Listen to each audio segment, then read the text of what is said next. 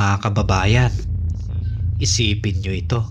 Sa isang bayan kung saan ang batas ay parang lambat, malalaking isda nakakalusot, maliliit na isda lang ang nahuhuli. Sino ang dapat bantay ng hustisya? Sa harap ng ating bayan, isang bagong yugto ang binubuo. Ang Judicial and Bar Council o GBC ngayon nagsasagawa ng isa sa pinakamahalagang tungkulin nito, ang pagpili ng bagong ombudsman. At sa harap ng panel, nakaupo ang isa sa pinakakontrobersyal na pangalan ng kasalukuyang gobyerno, Justice Secretary Jesus Crispin Boying Rimulya. Pero teka, ang tanong, siya ba ang magiging bantay ng hustisya o bantay ng mga makapangyarihan? Ito ang Gising Bayan PH, kung saan ang ating misyon ay hindi lang magulat, kundi magmulat, sapagkat sa panahon ng kasinungalingan, ang katotohanan ay isang sandata. Unahin muna natin, ano ba talaga ang ombudsman? Ang ombudsman, ayon sa ating 1987 Constitution, ay tinatawag na protector of the people. Ibig sabihin, siya ang tagapagtanggol laban sa katiwalian, pang-aabuso at pang-aapi ng mga nasa gobyerno. Siya ang dapat nagsisiguro na ang kapangyarihan ay ginagamit para sa bayan, hindi laban dito. Kung iisipin, ang ombudsman ay parang pastol na dapat nagbabantay sa kawan laban sa mga lobo. Pero sa kasaysayan ng ating bansa, ilang beses na rin nating nakita na mismong mga pastol ang naging kakampi ng mga lobo. Sa ibang bansa, ang ombudsman ay mataas na respeto, isang simbolo ng integridad. Pero dito, sa atin, madalas siyang napupolitika, nagiging laruan ng mga makapangyarihan. Kaya ang tanong, kung ang bantay ay pinipili ng mga hari, paano tayo makakasiguro na siya'y para sa bayan, hindi para sa palasyo? Ngayon, sino ba si Boying Rimulya? Galing siya sa isang political dynasty ng Cavite, isang pamilya na matagal nang nakaupo sa pwesto.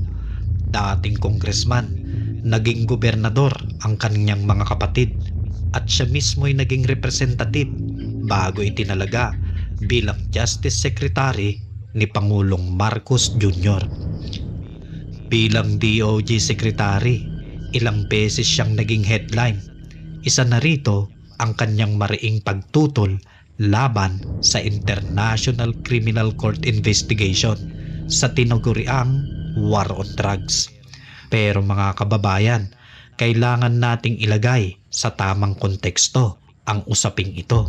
Sinasabi ng ICC at ng mga kritiko na libu-libong Pilipino raw ang napatay bilang extrajudicial killing. Ginamit nila ang numerong ito bilang bala laban sa dating Pangulo.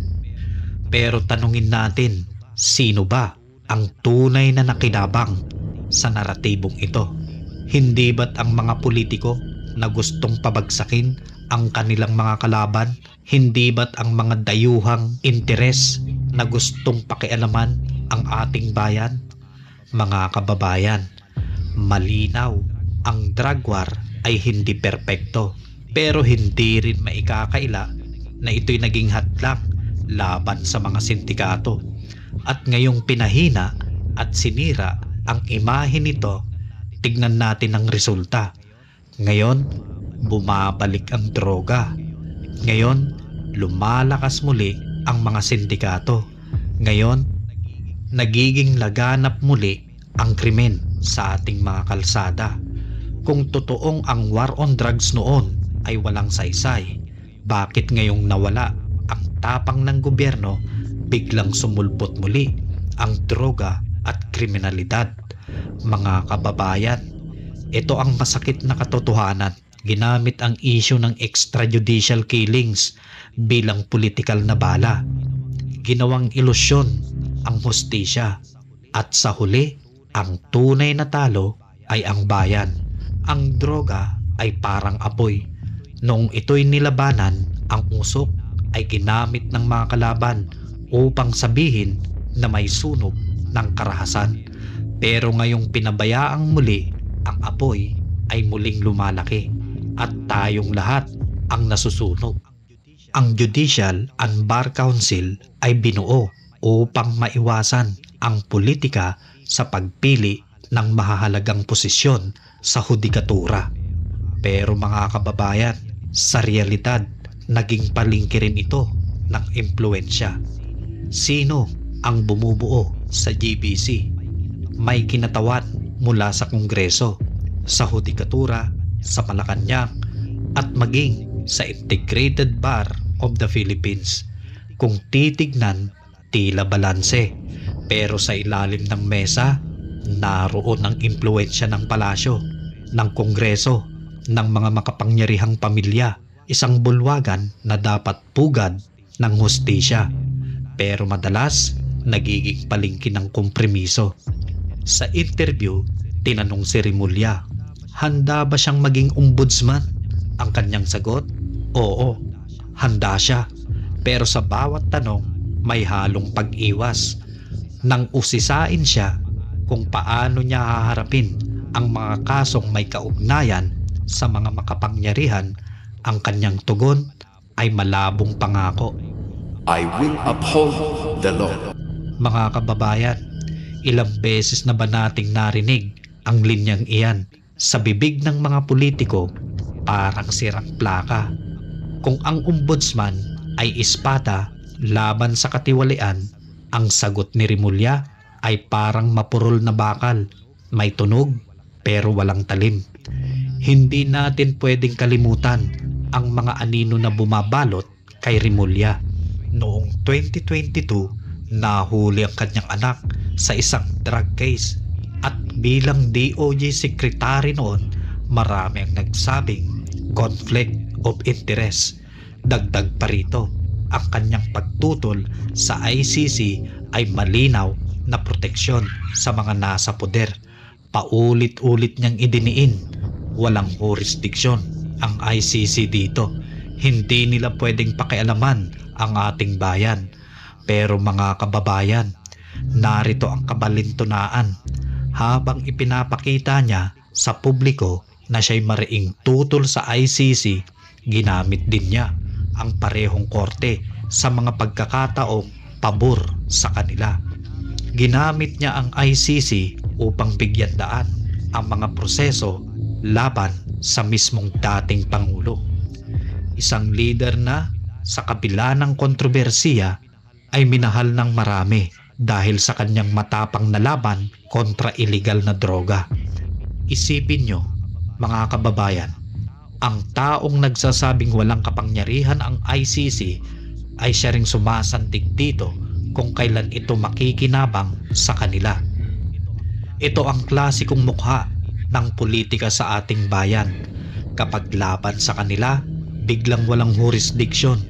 Pero kapag pabor sa kanila, nagiging sandata. Mga kababayan, hindi ba't malinaw ito?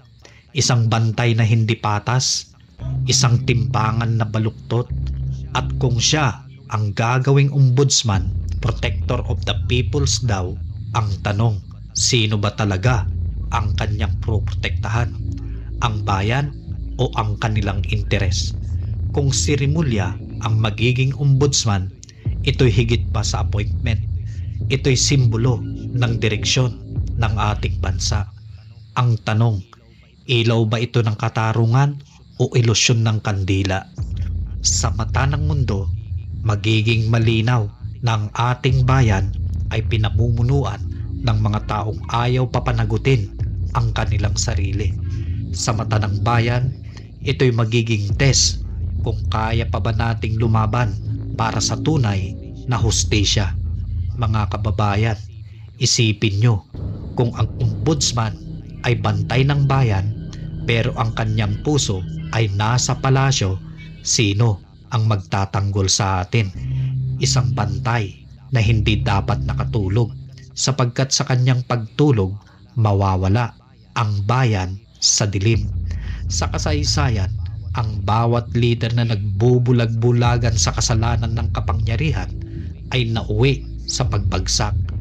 Kaya ang tanong, matututo ba tayo ngayon o uulit na naman ang kasaysayan? Mga kababayan, ito ang ating laban. Ang laban para sa katotohanan, ang laban para sa pananagutan, ang laban para sa katarungan. Hindi ito laban lang ni Boyeng Rimulya, hindi ito laban lang ng GBC. Ito ay laban ng sambayanan, laban sa katiwalian. Kung tayo ay mananatiling tulog, mananatili tayong alipin ng iilang makapangyarihan. Pero kung tayo ay gigising, kahit gaano kalakas ang kanilang kapangyarihan, hindi kailanman matatalo ang bayan. Gising bayan, dahil ang oras ng katotohanan ay ngayon.